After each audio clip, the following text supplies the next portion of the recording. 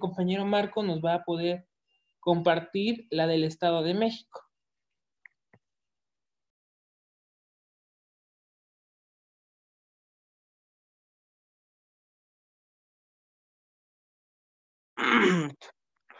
Bueno, aquí tenemos a la Comisión de Derechos Humanos del Estado de México. Se creó el 13 de febrero del 1993 como organismo público autónomo con carácter permanente, con personalidad jurídica y patrimonio propio. Su actual presidente es el doctor Jorge Olvera. Este organismo tiene su fundamento en el artículo 16 de la Constitución Política del Estado de México. También vamos a checar lo que es la misión. Eso es en la siguiente lámina, por favor.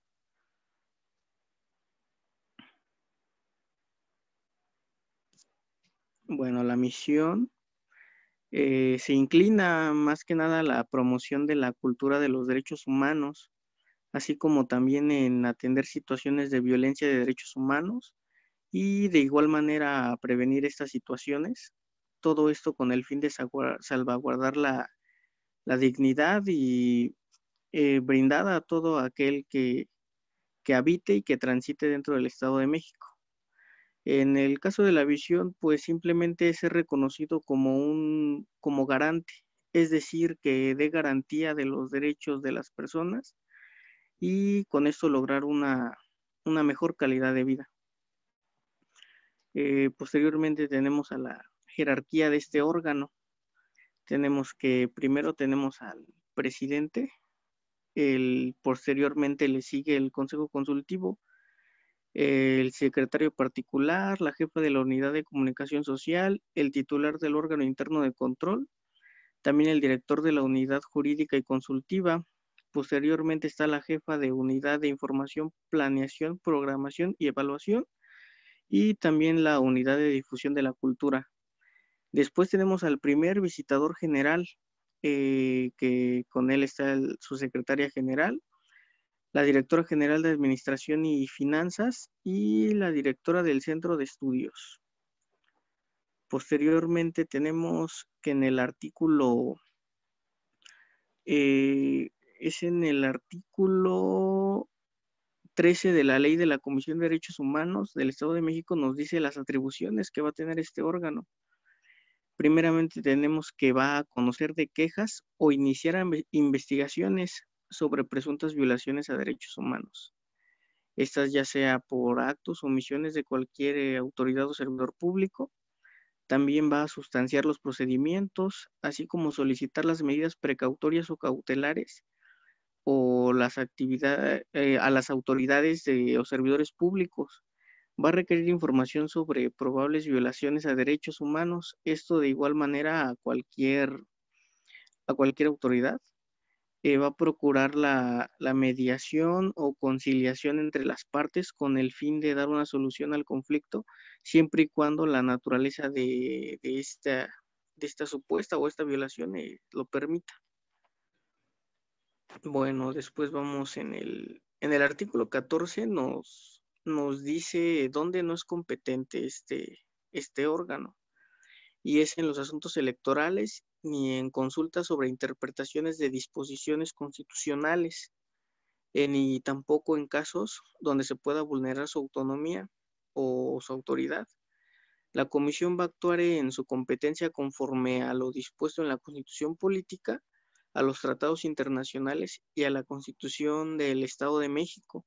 Esto para favorecer en todo tiempo a la persona.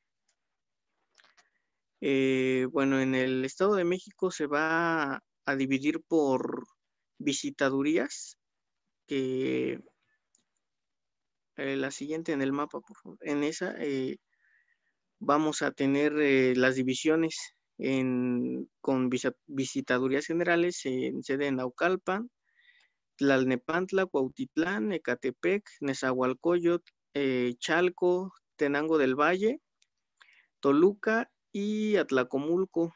Con estas visitadurías se logra cubrir toda la parte del Estado de México. Cada una abarca ciertas regiones de dicha división geográfica. La siguiente, por favor. Aquí tenemos la foto de los funcionarios de este órgano. Y continuamente vamos a ver lo que es una queja, cómo se presenta una queja, pero primeramente vamos a ir entendiendo lo que es una queja. En este sentido, una queja es una solicitud que realiza una persona hacia la CODEM para que investigue la presunta violación a derechos humanos derivada de actos o omisiones por parte de alguna autoridad o servidor público. Cualquier persona puede presentar esta queja. El plazo es de 1 año a partir del conocimiento de esta violación, pero en caso de violaciones graves puede presentarse hasta en cualquier tiempo. Ahí no hay límite de tiempo. Se puede presentar en las defensorías municipales o en cualquiera de sus visitadurías. También esta se puede presentar ya sea de manera verbal o escrita, por videollamada o por medios electrónicos, esto en la página de la comisión o mediante la app de la CODEM o vía telefónica. Los datos de esta queja debe tener el nombre, domicilio, correo y número, la descripción de los hechos, la autoridad señalada como presunto responsable y ya sea la firma o una huella. El procedimiento de la queja es la presentación de la queja, posteriormente es la ratificación, la calificación de la cual se va a desprender las investigaciones, y de ahí viene un acuerdo de admisión, la implementación de medidas cautelares o precautorias, así como también visitas de inspección, la comparecencia del servidor público o la conclusión del expediente. El acuerdo de la calificación podrá ser puede ser la existencia de una presunta violación de derechos humanos. Otra es la incompetencia de la comisión, donde no sea incompetente para conocer de este asunto. La prevención, cuando únicamente no se reúnen los elementos. Y cuando es improcedente. Bueno, de las medidas cautelares o precautorias únicamente nos van a conservar o restituir a una persona en el goce de sus derechos, y con esto se busca evitar daños irreparables a las personas. Posteriormente, como dato, en todo momento el personal de la CODEM debe de informarnos de una forma muy práctica, muy sencilla, sin mayor formalidad ni tanta burocracia, y siempre sujetos a los principios de buena fe, igualdad, inmediación, congruencia y concentración. Finalmente, lo que es una recomendación. Pues una recomendación no es otra cosa, solamente es una resolución que se deriva de una investigación donde se acrediten violaciones a derechos humanos. En esa recomendación es un documento en el que se debe de incluir la descripción de los hechos, las evidencias que se derivan de las diligencias practicadas, y así como también las ponderaciones en la que va a describir detalladamente los derechos vulnerados, esto igual por actos o omisiones de las autoridades o servidores públicos en ejercicio de sus funciones.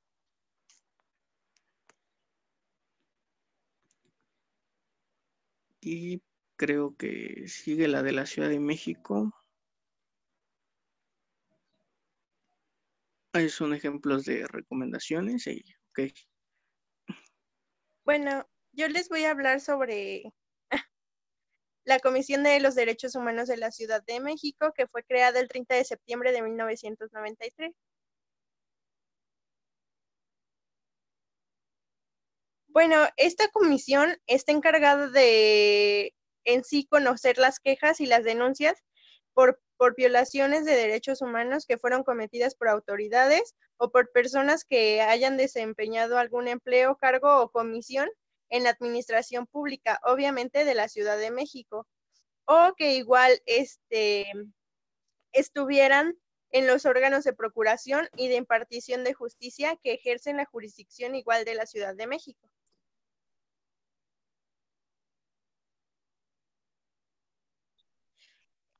esta comisión va a tener su propia ley y su propio reglamento interno. Su ley va a ser la ley de la Comisión de Derechos Humanos de la Ciudad de México, en donde en su artículo 17 nos va a decir que sus atribuciones van a ser recibir las quejas de violaciones de derechos humanos, tiene también que conocer, investigar a petición de parte o de oficio, o sea, que las personas vayan, o igual que se haga por oficio, las violaciones de derechos humanos, o en otros casos que les voy a decir ahorita.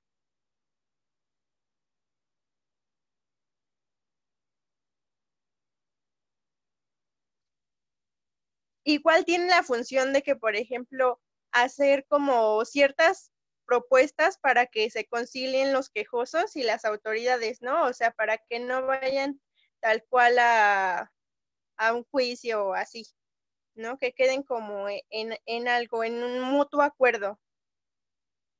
Igual formular ciertas recomendaciones públicas, autónomas, no vinculatorias, y denuncias y quejas entre las autoridades respectivas.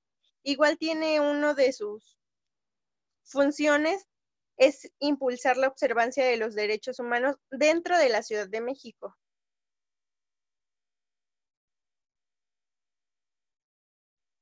Bueno, ahí está el mapa y ahí está justamente la Ciudad de México, que es ahí el único lugar en donde va a regir pues esta ley que ya les había mencionado, ¿no? Porque tienen su propia ley.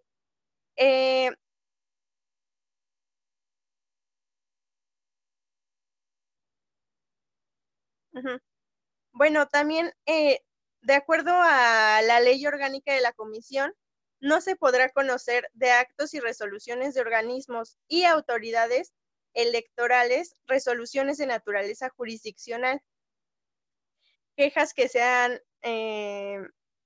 relacionadas con el cumplimiento o ya sea incumplimiento de resoluciones jurisdiccionales o sus equivalentes.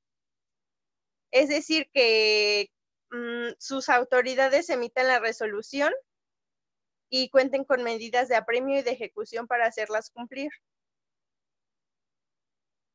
La siguiente. Ay, esa no se ve. No lo van a ver tampoco ellos. Pásate a la siguiente porque no se ve. Bueno, también el procedimiento dentro de la Ciudad de México, se los voy a explicar ahorita.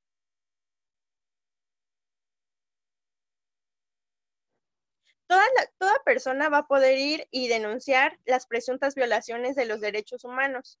Y esto lo va a poder presentar ante la comisión que les estoy hablando ahorita, del Distrito Federal o de la Ciudad de México ya ahorita. O igual presentar sus quejas contra las violaciones de los derechos humanos.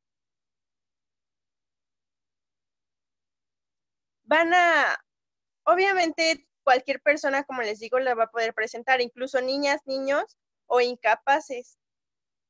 Y estos no van a tener como cierta necesidad de tener un representante cuando realmente tenga como un peligro su vida, su libertad o integridad física o psicológica. Es decir, ¿para qué se van a estar esperando a que tengan un representante? Ellos mismos van a poder ir, ¿no? Obviamente ellos tampoco van a tener el conocimiento de saber qué es un representante, cómo encontrarlo, etcétera. Entonces, por eso, en esos casos, no van a necesitar un representante. Salvo que no necesiten, por ejemplo, ¿cómo decirlo? El representante, cualquier persona va a poder hacerlo. Estas quejas y denuncias, las personas las van a poder presentar en el plazo de 1 año aproximadamente, o en dado caso que sea como muy, muy fuerte la violación, por así decirlo, de los derechos humanos, es cuando se va a poder extender el plazo, pero solo van a tener 1 año para presentar su queja o su denuncia.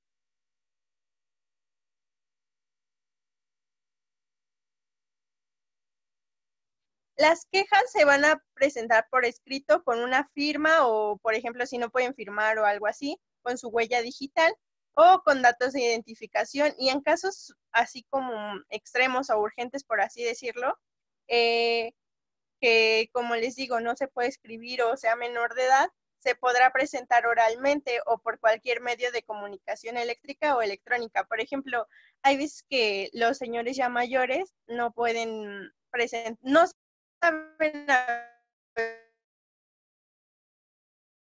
leer, o a veces ya como que sus manos ya ven que no pueden escribir bien. Entonces va a ser por medio de-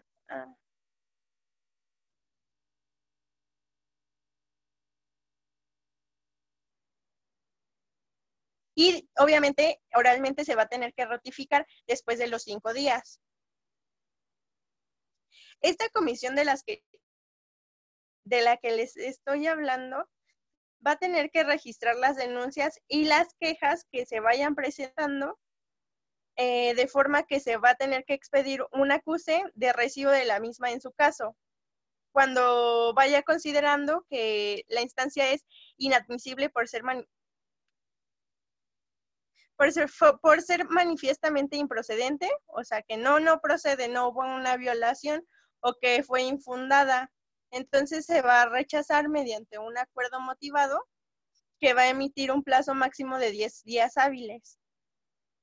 Y obviamente estas denuncias y quejas no pueden ser anónimas. Cuando al momento de ser admitida una queja o una denuncia, esta comisión va a procurar como que se dé una conciliación primeramente de las partes, eh, obviamente respetando los derechos humanos, ¿no? Porque si hubo una privación de vida, pues, ¿cómo va a haber una conciliación? ¿No? Pero igual lo van a intentar. Y obviamente entre las personas que se van a considerar afectadas, que en este caso van a ser ambas partes, y posteriormente para dar origen a una conclusión dentro del expediente. Obviamente siempre y cuando la autoridad o el servidor público vaya acreditando que se va a dar cierta resolución en tiempo y forma.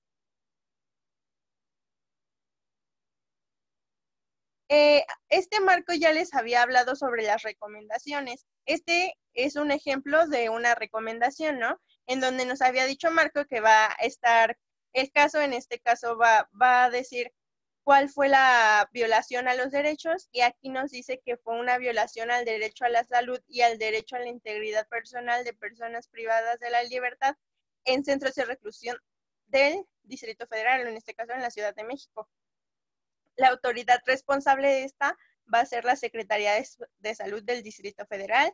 Su tipo de aceptación, aquí sí la aceptaron, y su estatus es sujeta a seguimiento. Esto obviamente sucedió dentro de la Ciudad de México. Bueno, ya para terminar, el último tema es la irrelevancia e intransigencia de acudir a órganos de derechos humanos en México. Aquí no pusimos nada de información porque aquí nos gustaría contar de lo encontrado desde el sistema universal, el sistema interamericano, el sistema nacional de derechos humanos, en donde sí encontramos que las comisiones a nivel nacional, a nivel estatal, han estado trabajando en procurar la defensa de los derechos humanos, pero a pesar de ello, a pesar de esa labor, que es muy pequeño, a diferencia de las graves violaciones que continuamente se llevan a cabo en nuestro país por autoridades federales, por autoridades estatales, por autoridades municipales. Y no solamente violación de derechos humanos ejerciendo esa acción de autoridad, sino también a partir de la legislación, a partir de la impartición de justicia, se encuentran esas violaciones de derechos humanos en nuestro país. Entonces, es difícil pensar que en algún momento habrá un equilibrio de poder entre los que defienden y vigilan el cumplimiento de los derechos humanos y quienes violan descaradamente esos derechos en nuestro país. Y bueno, esto sería todo, profesor. No sé si alguien tenga alguna duda del sistema universal, del sistema interamericano, del sistema nacional, de los otros defensores del pueblo en nuestro país, de las comisiones estatales. Ok, gracias, compañero. Sería todo, ¿verdad? De su exposición. Sí, Bueno, entraríamos precisamente ya a la ronda de, a la segunda etapa de nuestra dinámica que hemos establecido desde inclusive allá en la facultad de manera física, ¿no? Que después de la exposición viene el tema de la participación física, pues ahora es virtual por obvia situación, entonces entraríamos a esta etapa, chicos. Como bien comenta Arturo, quien tenga alguna duda, pregunta, relacionado a la exposición de sus compañeros, es ahorita cuando la pudiera hacer, o inclusive si no hubiera dudas y preguntas, para que ellos pudieran darle respuesta a ellos si las tienen, y si no la tuvieran, no hay problema, acuérdense que es una exposición de acuerdo a la investigación que ellos hicieron, es una versión del trabajo de investigación que hicieron, y ahorita vamos a manejar las diferentes versiones de las diferentes acotaciones que ustedes hicieron en sus notas. Entonces, si no hay preguntas o dudas, podremos pasar a la situación de comentarios, ya a nivel, insisto, grupal. Entonces, de todos los que estamos ahorita presentes, iniciaríamos con esa etapa. Por si no hay dudas, preguntas o inclusive comentarios, pasar al tema del análisis que pueda llevar a cabo de este tema, unidad 6, Sistema Universal de Derechos Humanos, en cada uno de sus subtemas. Adelante, chicos, si hay alguna duda, pregunta o comentario. Yo, profesor. Sí, adelante. Bueno, para los ponentes, bueno, antes que nada, felicidades, porque se ve que sí le estudiaron. Quería preguntarles, ¿cuál creen que sea el problema de la CNDH? ¿Creen que sea la vinculación que tienen las recomendaciones? ¿Creen que sea la inacción u omisión de el Poder Judicial sobre este tipo de recomendaciones, o sobre el Poder Ejecutivo sobre este tipo de recomendaciones? ¿O creen que en realidad tal vez sea un beneficio que ese tipo de recomendaciones no sean vinculatorias?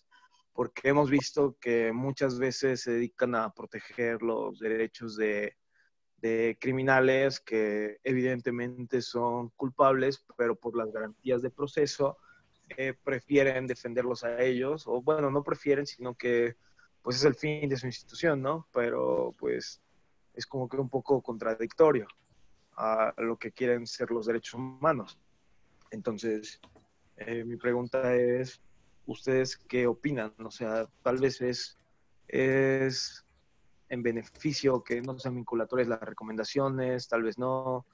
O sea, ¿o cuál creen que sea el problema que tienen la CNDH y el por qué no funciona como debería? mira, yo cuando realicé esta investigación sobre la CNDH, a inicios de su creación, sí existía ese conflicto, si sus recomendaciones iban a ser vinculatorias o no. El problema es que si iban a ser vinculatorias, iba a transgredir las facultades del Poder Judicial. Entonces, los que crearon la comisión o la idea de la comisión, imaginaron que, bueno, se plantearon que si una recomendación se hace vinculatoria, entonces las facultades de la esencia del OSMAN, que ya se venían dando, se perderían y empezaría a haber un choque entre el Poder Judicial y la CNDH en esa materia. Entonces, lo que hicieron es no hacer la recomendación vinculatoria, pero sí procurar que esa vinculación fuera tomada en cuenta por la autoridad. El único problema en ese sentido es que, pues, el nivel de que se trate a la autoridad, o sea, no va a ser lo mismo que la CNDH le mande una recomendación a un servidor, a un ministerio público de alguna alcaldía, a que le mande una recomendación al fiscal general de la República. Entonces, ahí va a depender también de el grado de poder de esa autoridad, si se vincula o no a la recomendación. Y como vimos, a pesar de que sí se puede vincular a la recomendación y no la cumple, hay todo un procedimiento, pero en ocasiones ese procedimiento no se sigue. Entonces, queda ahí un hueco, como decías tú, en si funciona o no funciona esta Comisión Nacional de los Derechos Humanos. Yo diría que funciona a medias. Sí, ya vi. Porque no está cumpliendo con ese rol que para lo que fue creado. Y todavía se le está poniendo más para ello. No sé si el maestro quiera comentar en este sentido. Sí, sí, claro, traten de silenciar su micrófono cuando no tengan participación, chicos. Por lo mismo de que se escucha esto, ¿no? Traten de nada más ahí desactivar el audio y ya cuando quieran participar nada más le aprietan, ¿no? Para activarlo. Sí, esto es la clásica polémica, ¿eh? Digo clásica porque es de tiempo muy atrás. Es más, desde la creación. Esta figura, cuando se crea el ombudsman en Suiza, la verdad es que es a la par en estos países escandinavos, es donde desde el inicio nace con esta problemática de ubicar si sus recomendaciones, el nombre lo dice, como tal, no son vinculativas, no son resoluciones. Es donde ustedes van a encontrar la diferencia, chicos. La diferencia de una recomendación, el nombre lo dice, a final de cuentas es un comentario, un consejo, ¿no? Que está dando una institución a una persona física, moral o inclusive alguna institución para el cumplimiento de precisamente no solamente deberes, sino obligaciones. Acuérdense, un deber es con relación a una norma social, un tener o una obligación es una norma jurídica. Entonces, desde el principio nace esta problemática porque es precisamente el ubicar si transgredía o si se ubicaba una Comisión Nacional de Derechos Humanos o la figura inclusive del ombudsman. O sea, la figura del ombudsman es la representación física o material de una institución como la de derechos humanos, sin que, insisto, transgrediera o se extralimitara en funciones como son las de los poderes, ¿no?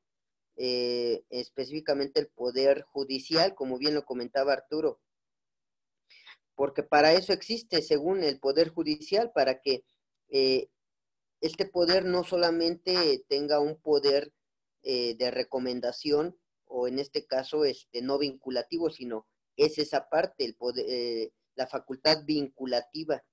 No es una recomendación, sino es una resolución, ¿no? Y bueno, nosotros ubicamos que en sus tres diferentes etapas o niveles, ¿no? De primera instancia, segunda instancia y la tercera, ¿no? Un juicio o una apelación o inclusive el amparo. Entonces, eso es insisto, la problemática principal de una Comisión Nacional de Derechos Humanos o hasta inclusive estatal, porque no deja de ser eso, no vinculativa, una recomendación, y bueno, a final de cuentas sería de alguna manera como que el eje rector de una tesis o de un trabajo de investigación en el que se hiciera la crítica, que es esta, acompañada de la propuesta de qué manera sería lo más recomendable y hasta dónde llegar esa recomendación o en el trabajo que hace la comisión de investigación para que sea vinculativa, para que ya tenga un nexo judicial, ¿no? O no, porque insisto, sería entrar al terreno del poder judicial Y entonces, como para qué estaría o cuál sería la razón de ser del Poder Judicial en sus diferentes, insisto, jerarquías o niveles o ámbitos. Entonces, eh, yo creería que como, por eso ubicaba esto desde el inicio, ¿no? En estos países escandinavos, principalmente Suecia, Suiza, en donde trabaja o se desempeña, se desarrolla de una manera muy lógica y coherente, en donde sigue estando vinculativa únicamente a la cuestión de recomendación, sí, nada más que ahí le suman el tema de la cuestión filosófica jurídica en la rama axiológica. ¿Qué es esto? Que axiológica ustedes ubican en el axio, que es el valor. Ahí las personas, la sociedad sueca, suiza, atienden una norma jurídica desde sus inicios o desde sus causas que generan esa norma jurídica, que son las normas morales, ¿no? Las normas sociales. Entonces, ahí cumplen una norma jurídica, atendiendo siempre el origen, que es una norma moral o social, o sea, una norma individual o una norma de la sociedad, dándole un valor precisamente de que yo voy a cumplir, en este caso, una norma jurídica, no porque tengo que cumplirla nada más, sino porque debo y además porque quiero. Acuérdense, la norma moral es querer, la norma social es deber, la norma jurídica es tener. Entonces, por eso es de que me voy a la cuestión filosófica, que es la siguiente unidad que vamos a tratar en la siguiente sesión. Y ahí ustedes se van a dar cuenta que por eso es tan importante el tema de ubicar verdadera y de manera real, verdaderamente, ubicar los derechos humanos que tienen su razón de ser o su acepción en la doctrina o en la postura filosófica.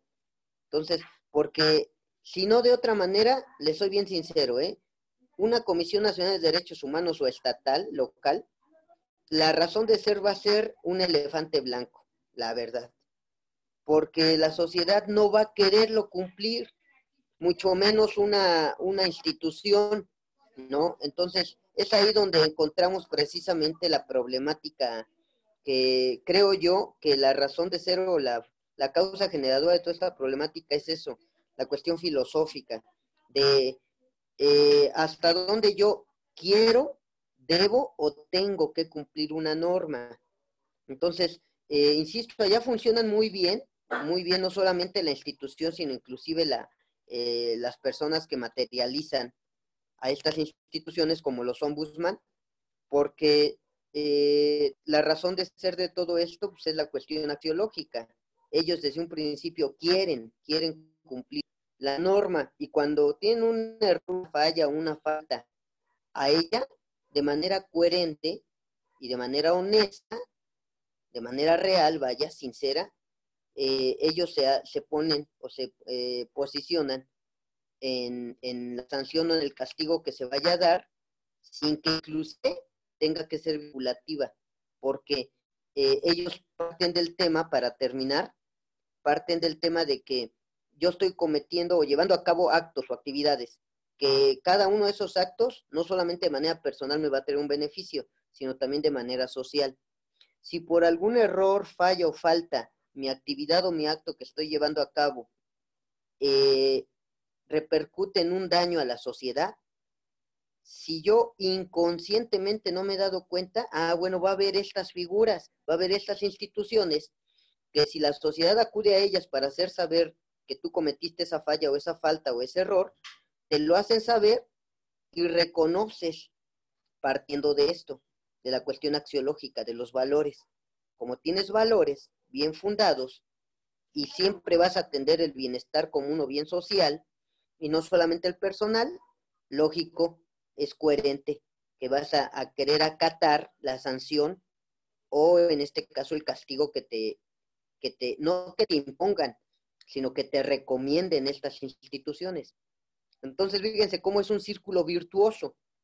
Aquí en América Latina, no solamente en México, en toda América Latina, por la cultura que tenemos de insistir en ello, la cultura proviene de lo filosófico.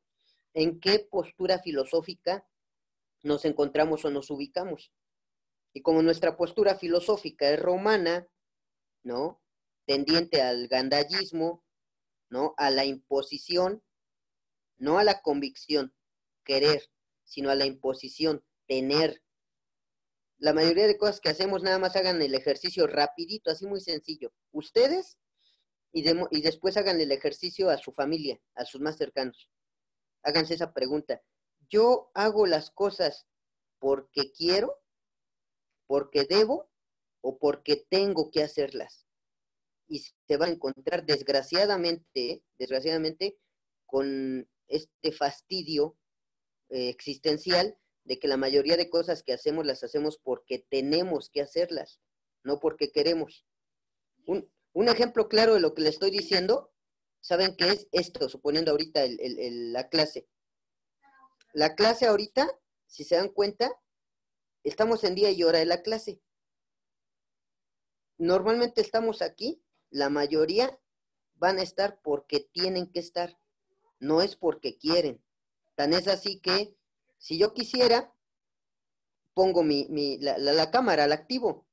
¿Por qué? Porque yo quiero estar aquí y no me interesa, no me importa que cómo esté, hasta desarreglado o lo que sea. Quiero estar aquí, pero como tengo que estar sobre el quiero estar, pues tengo que estar, pues reúno el requisito, me meto y ya le pongo ahí, inhabilito la cámara y lo más seguro es que o esté en otro lado, no esté, o esté desatendiendo, aunque estuviera ahí. Porque no quiero estar. Les digo, es un ejemplo muy rápido y muy sencillo. Imagínense ahora, trasládenlo a la vida social allá afuera.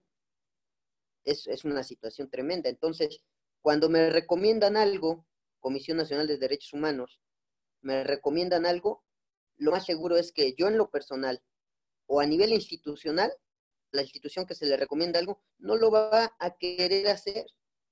¿Por qué? Porque no estamos acostumbrados a una cultura de recomendaciones o de comentarios, de consejos, sino de obligaciones. Hasta que me obligan es cuando lo cumplo.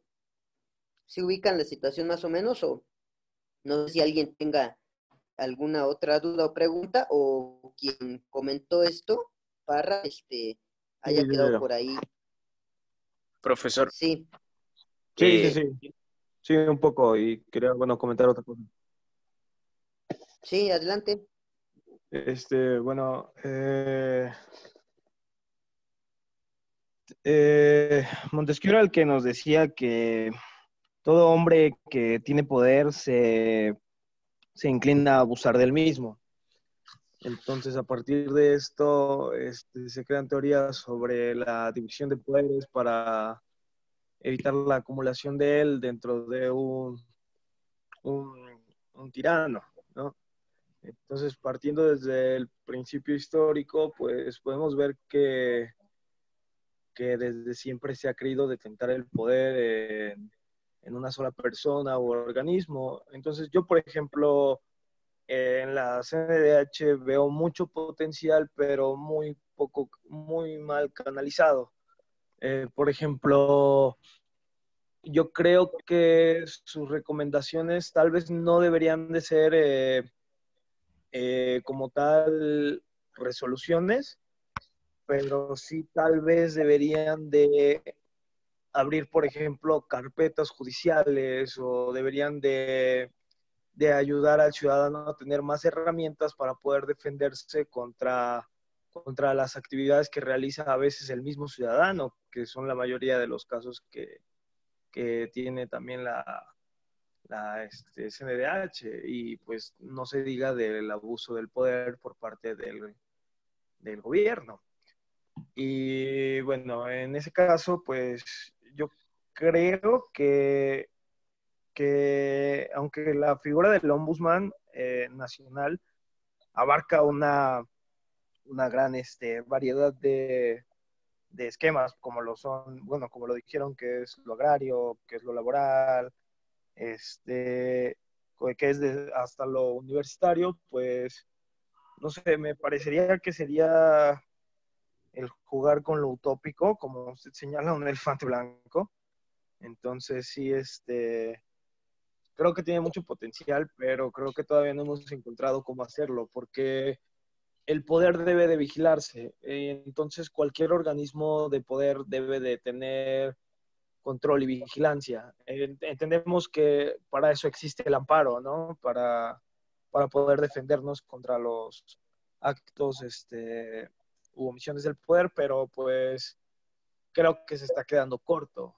O sea, y creo que tal vez la CNDH podría hacer algo, pero pues, como le digo, o sea, no está bien estructurada, tal vez el tipo de defensa que hace o recomendaciones que hace no siempre son buenas, entonces, no sé, es jugar con el utópico, como usted señala. Y ya sería todo. Y hay otro comentario en la sección de chat, no sé quién lo hizo, Sí, pero está hablando de la ONU, entonces creo sí, que va sí. también hacia Arturo. Ok, a ver el otro comentario, si lo hay, para que lo expresen, y si no, terminar ahí este comentario de Víctor Alberto, muy atinado, yo también certero, yo concuerdo con lo que comentas, en efecto, porque a esto que tú estás diciendo, yo sumaría, no sé de qué manera dirías tú, yo creo que sabes que como verdadero defensor del pueblo, el nombre como tal, yo creo que su misión, ¿sabes en dónde estribaría? Y aprovechando lo que tú dices, que hay mucho potencial en efecto, tienen tanto el conocimiento como la forma de llevar a la práctica, nada más que se topan o hay barrera o se limita cuando precisamente no pueden hacer las veces de un poder judicial. Entonces, ¿sabes yo cómo creería que se pudiera cerrar ese círculo vicioso y convertirlo en el virtuoso? Porque es utópico hablar de un cambio aquí de paradigma o de cultura, de ya, un cambio de cultura. Normalmente los doctrinarios, los estudiosos de no solamente de la filosofía o de la psicología, sino más de la sociología, indican que tardan llevarse más o menos mínimo de 20 a normal 30 años. Hay ocasiones que hasta 40. Entonces, si ese promedio de 30 años, porque en 10 o 20 tienen que quitar o erradicar todo lo malo, para que en otros 10 mínimamente o 20 depositen la cuestión axiológica, todos estos valores para bien lo bueno, bueno, de ya yo estaría pensando que como sería utópico manejarlo a corto o a mediano plazo, sino a un largo plazo, que este conocimiento que tienen y este potencial que tú comentas, lo pusieran en práctica, ¿sabes cómo? Llevando de la mano, acompañando al ser humano que fue violado o violentado en sus derechos humanos, y como ellos sí tienen el conocimiento y la praxis para poner en práctica ese conocimiento, valga la redundancia, que ellos lo llevaran de la mano, como tal lo dice, ¿no?, el defensor del pueblo. Tú no tienes el conocimiento o no tienes los medios, los instrumentos, los mecanismos para poder allegarte de la administración de justicia, yo sí te lo voy a llegar. O sea, epistemológicamente hablando, esa sería, creo yo, la razón de ser de ellos. No pueden intervenir directamente al Poder Judicial como tal, para que sean resoluciones y no solamente se queden en recomendaciones.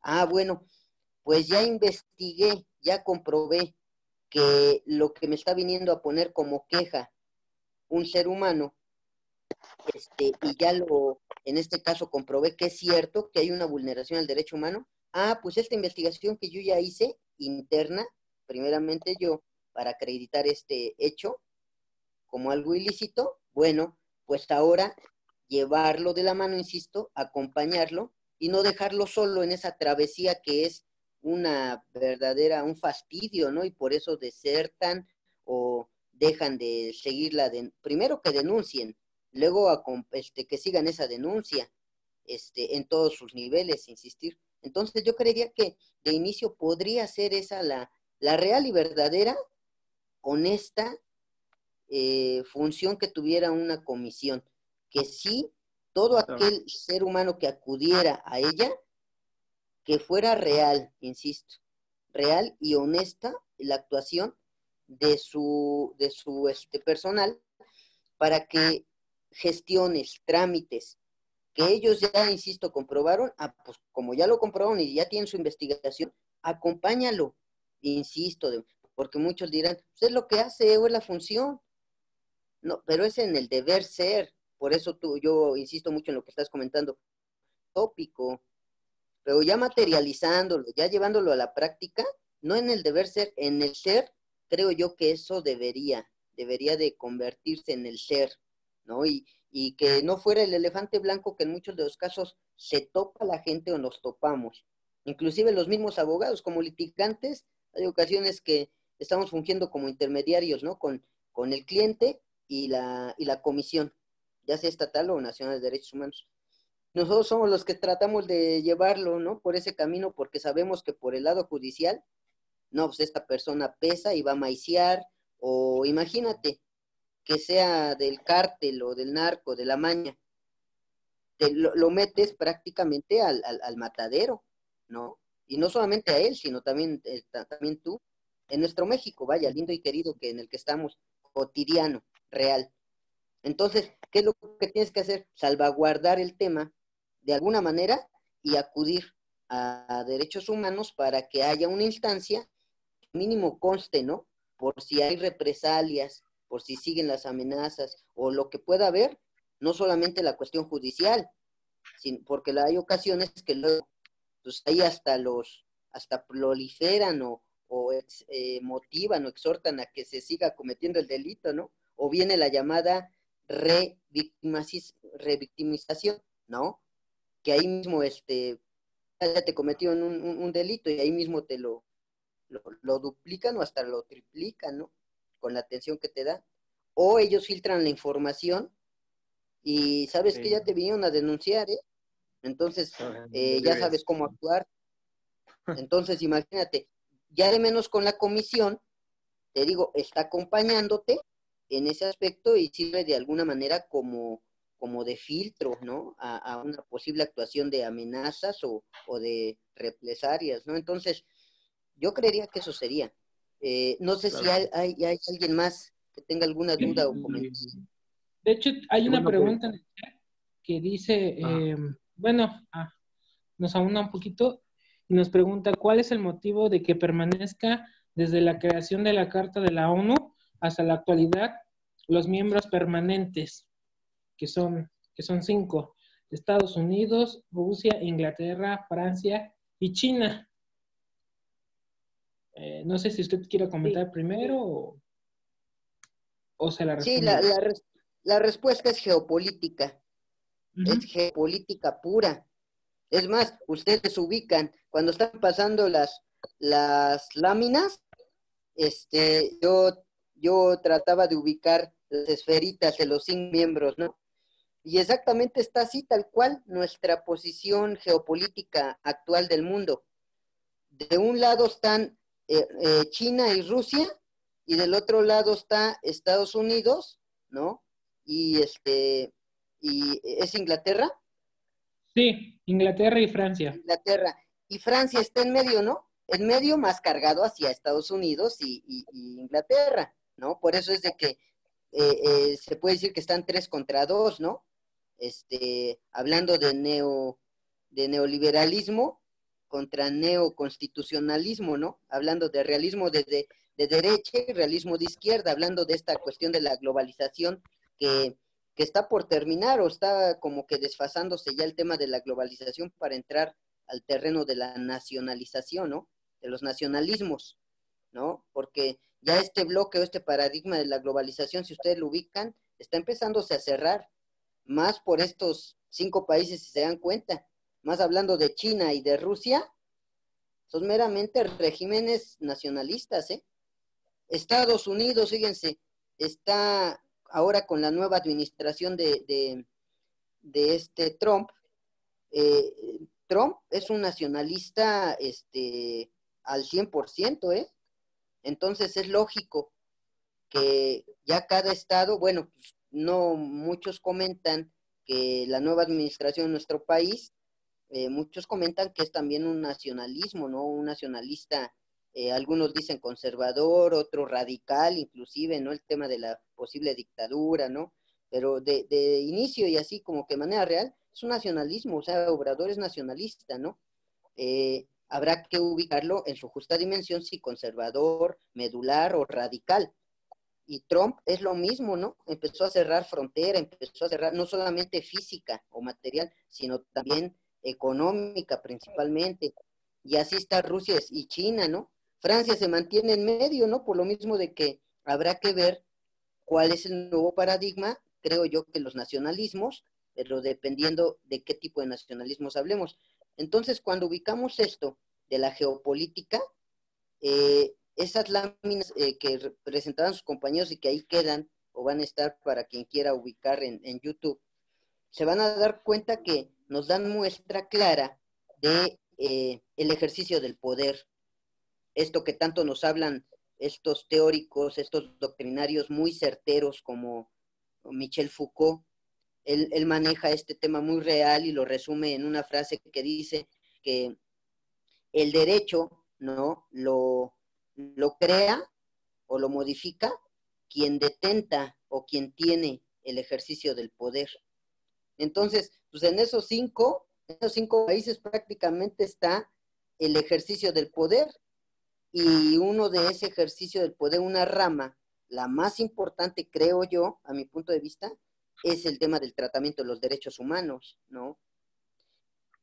¿Quiénes van a dictar ese qué? ¿Qué derechos humanos? ¿Quiénes van a decir si se tienen que suspender, restringir o eliminar inclusive? ¿Dónde? ¿Cuándo? ¿Cómo? ¿En qué circunstancias, no?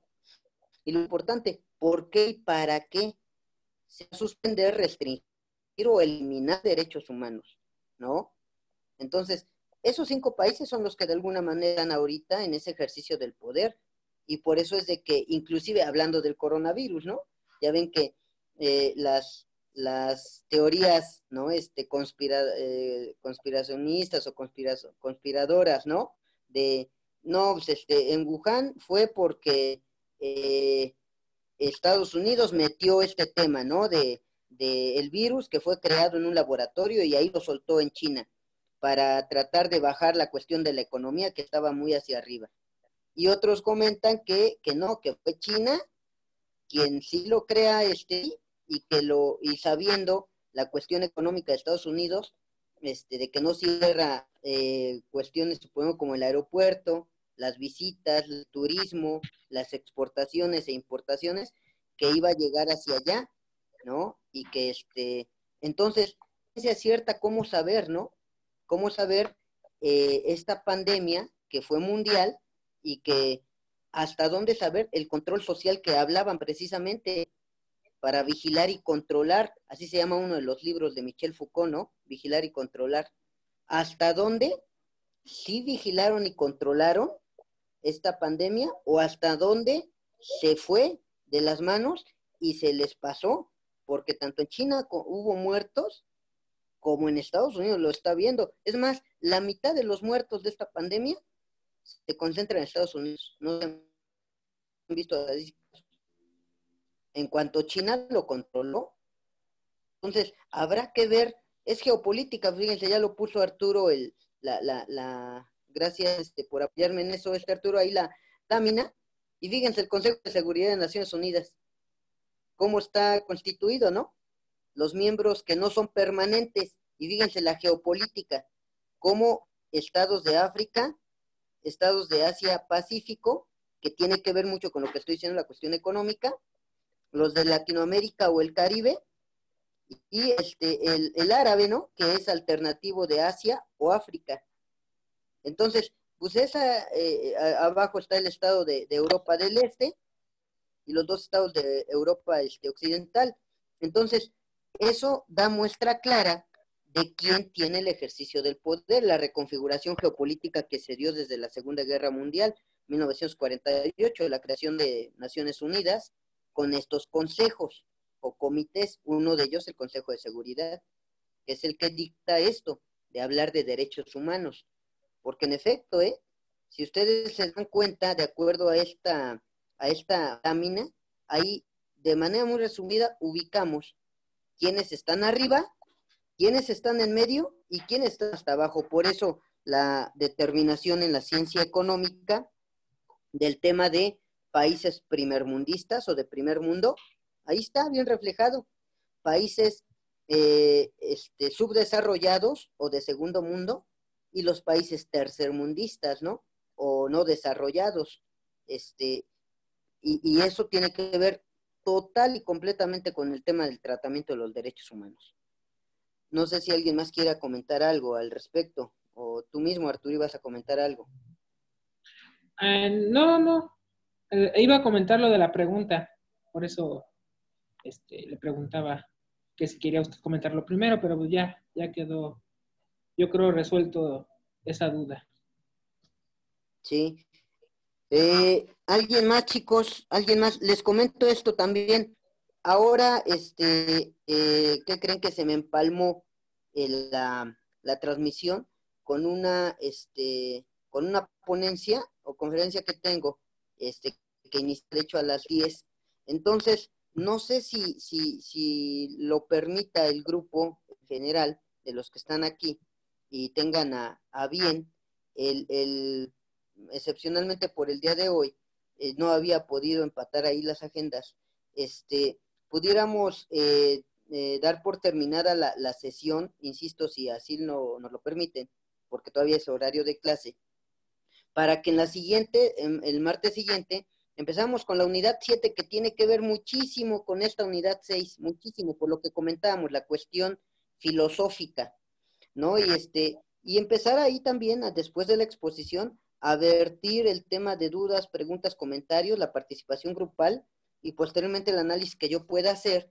Insisto, chicos, ustedes ubican que el análisis que yo doy, así como la investigación que hace cada equipo en su unidad, así como la investigación que hace cada quien de manera personal en sus notas, no dejan de ser versiones.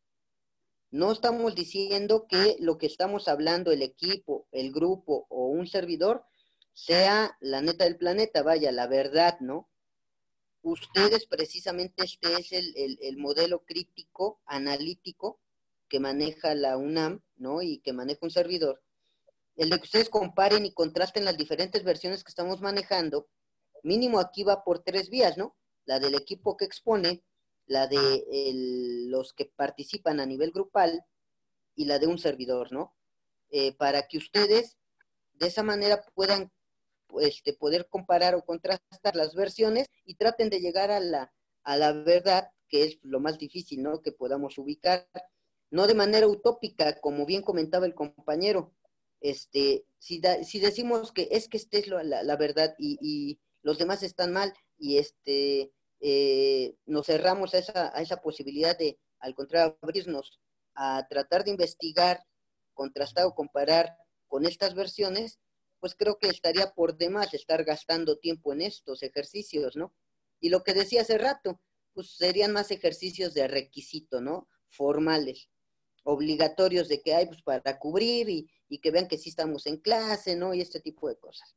Entonces, les hago esta mención, chicos, para que traten en lo más que se pueda de hacer el esfuerzo no solamente de entrar por requisito o por forma, sino que cumplamos ese fondo, ¿no? La esencia de la metodología enseñanza-aprendizaje, de que todos podemos aprender de todos. Es más, con las preguntas o dudas, se aprende más que de un comentario que ya nosotros lo tengamos como certero, ¿eh? Eso yo lo tengo, pero más que comprobado. Entonces, vamos a tratar de seguir en esa línea y insisto, si me lo permiten, daríamos por concluido ahora la sesión y podernos ver en la siguiente con el siguiente equipo que expone el martes, que será el equipo 7, la cuestión filosófica, que por ahí ubico que es Horacio, uno de ellos de los que están en ese equipo. ¿Cómo ven, chicos? ¿Hay una problemática si nos podamos, si podamos terminar la sesión? No, profe. Está bien. Profe. No, profesor, está No, bien. profe. Antes de que se salgan, también para poderles comentar que como faltó un compañero, ya vi que por problemas técnicos no pudo conectarse, él nos va a ofrecer el lunes un video en donde nos va a poder compartir lo que él analizó de los diferentes documentos que pudimos ver aquí meramente, pero ella nos va a dar un poco más analizado. ¿va? Ok. Para que Se- puedan estar Sería ahí. el ¿Lunes o martes, martes? ¿no? No, o sea, va a estar subido en YouTube para que lo puedan ver desde el lunes y ya va a estar ahí disponible. Porque pues no puede conectarse ahorita por plataforma.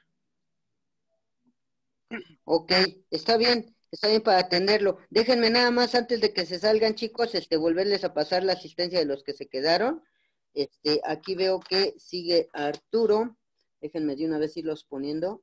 Arturo, veo también a Dariana Gasca. Dariana, déjame ver de una vez. Gasca. Y conforme les vaya citando, chicos, si quieren irse saliendo, ya no hay ningún problema. Frida Sofía Mena, también aquí te veo. Mena. Ok. Esbeidi Bautista. Presente, profe. Aquí estás, ok. Gracias. Vamos a ver acá. Carvajal Rubén. Presente, Ahí profe. sigues. Gracias, Rubén. Anaí Trinidad, también aquí ya. Presente, te profe. Gracias. Sergio Yajol Sin Torres. A ver, déjame ver dónde te tengo. Acá te tengo, Sergio. Ok. Rodrigo Martínez. Presente. Ok, gracias, Rodrigo. Gracias, Sergio, también ya estás. García Montaño Karen. Presente, profe. Gracias, Karen. Alexis López. Presente, profesor. Gracias, Alexis. Nicole García Figueroa. Presente, profesor. Ok. Muy bien, gracias. Luis Rodríguez. Presente. A ver, déjame ver. Acá te tengo. Rodríguez. ¿Es tu primer apellido, Rodríguez? Ajá, Rodríguez Pérez. Ok, Luis, ya te tengo. Ya estás. Ismael Villavicencio. Presente. Ok, ya también. Morales Fernández, ¿verdad? Presente. Muy bien. José Nairot. Ya estás. Muy bien. También Estrella Aguilar. Sí, presente. Gracias, Shaidel.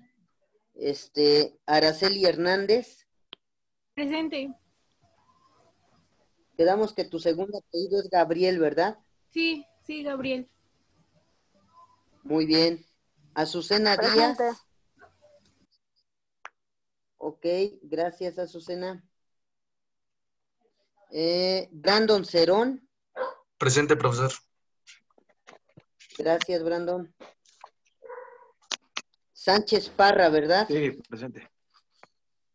Muy bien, Sánchez Parra. Déjame ver, aquí te tenemos. Ya está, ya estamos, muy bien. ¿Alguien más, chicos, de los que me haga? Bárbara Islas. Sí, profe. Ok, gracias, También falto yo, Bárbara. profe. Cortés Hernández. Cortés, A-C-I-C-H, ¿no? Sí, Muy bien. Gracias, Claudia. gracias. Falté yo, profesor. ¿Quién es? Rodríguez Alcántara. Rodríguez Alcántara. Déjame ver. Ah, sí, cierto. Aldo. Sí. Muy bien, Aldo. Rodríguez Alcántara. Aldo. Profesor, igual falta. Sí. Sí, ya te tenía Rodríguez Alcántara, Aldo. Muy bien. ¿Quién más? Yo, profesor. Yo, profesor. A ver, primero compañera, tu apellido. Mariana Aguilar. Mariana Aguilar. Sí, gracias. Ok, Mariana Aguilar Botello. Sí. Muy bien. ¿Y compañero? Tianguistengo Roldán Marco Antonio.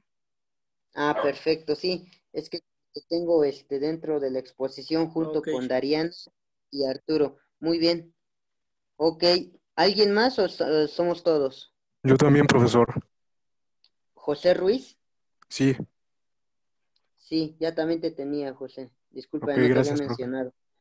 Gracias, profesor. Ok, muy bien. Lisbeth ¿Alguien más o son? ¿Perdón? Lisbeth Ok. Mejía. Lisbeth Mejía. A ver, déjame ver si ya te tenía. Mejía Bretón, Noemí Lisbeth. Ok, ya también ya estás al final. Falto yo, profe. Nicole Villanueva. Ajá. Ah, ok. Villanueva. Ah, pero es que ya ubico. Estás como, el primer apellido es Rachikov. Trachikov, así es. Trachikov, ok. Gracias. No, a ti. Gracias a ustedes, chicos. Creo que ya somos todos. Entonces, nos vemos la siguiente sesión. Bendiciones. Profesor, Sí, Hasta luego, profe. hasta luego. bueno, le quería comentar que he tenido algunos problemas para poder conectarme. Ah, ok. Entonces, A partir de ya, como ahorita, ya ubicaste cómo es la dinámica. Entonces, para que